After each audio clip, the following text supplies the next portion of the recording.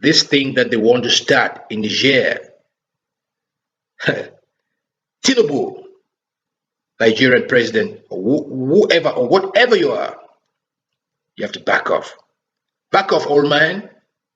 You have to back up from this madness. Nigeria is going to be cut into pieces because Nigeria is the target. The Nigerian population itself and the wealth that Nigeria is supposed to have is a threat to the people that you're siding with. You dig? You're siding with the oppressors who are out to domesticate you. Now, you would wonder that, you would imagine that all the universities in Nigeria, the Nsukka, the Ilorin, the Ahmadu Bello in Zaria, and all those big universities they used to tell us when we were little children, you would imagine that the graduates from these universities will have a better understanding of world affairs, of what's going on in the world. They speak of Nigeria as the African giant with the brain of a midget. You see, the African giant with the brain of a midget. That is what Nigeria is. What happened to all these people? Wole Soyinka, what happened to you? They're dragging your country into war, and you're sitting there silent. Nigeria is going to be dismembered because that's the target for the imperialist devils. It's Nigeria. It's not Niger. Nigeria is a potential regional hegemon. That is what is the target. Nigeria has to be taken down. They're looking for ways to destroy Nigeria. You go in there to start a war. It's self-induced destruction.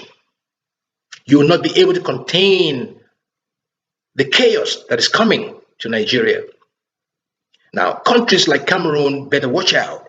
The president in Cameroon has to make a statement denouncing this madness, this political treachery. You're going to fight against your own African brothers. On the basis of what?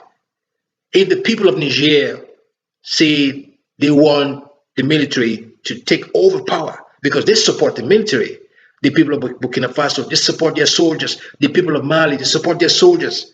What is your problem? That is what you call legitimacy. This is just telling you that Mohamed Bazoum is an illegitimate leader. He's a criminal. So it is not the people of Niger who elected Bazoum to be their president. You think? It is not the Nigerian people who put him in power. So he was put in power to serve the interests of the outside oppressor, the imperialist devil.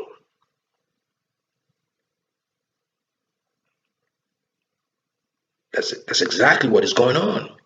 You see that? Well, my advice for all these African leaders who seem to have forgotten themselves, they have forgotten who they are. I'm telling them, African people, you have to raise your damn standards. Raise your standards. Look into yourself, look at your perceptions, and analyze them critically in the measure to avoid this fratricide and bloodletting that you're inviting upon yourself as you invite this proxy war upon yourself.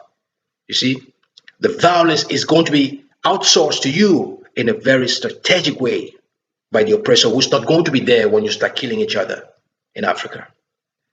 Oh, we are tired of all this death. We are tired of all this manipulation. We are tired of all this gaslighting, all this political intrigue in Africa, and we have to put a stop to this. Africa is in dire need of rehabilitation.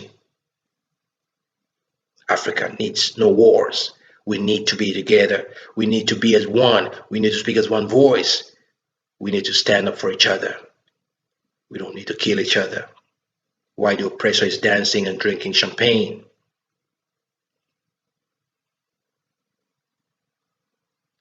I'll leave it at that. All right.